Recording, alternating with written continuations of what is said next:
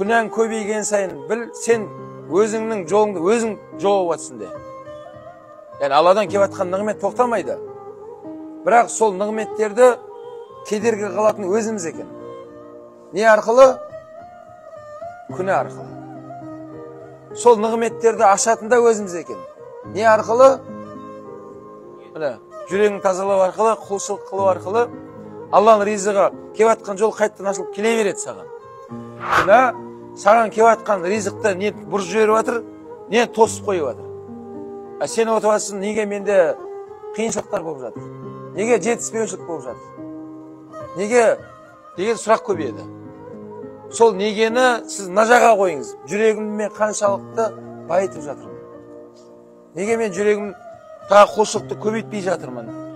Деп соны негені соған бұрып алсаңыздар, онда жаңағы нығметтің көзін қайттан ашасын, жабылып қалған жерін қайттан келе бастайды.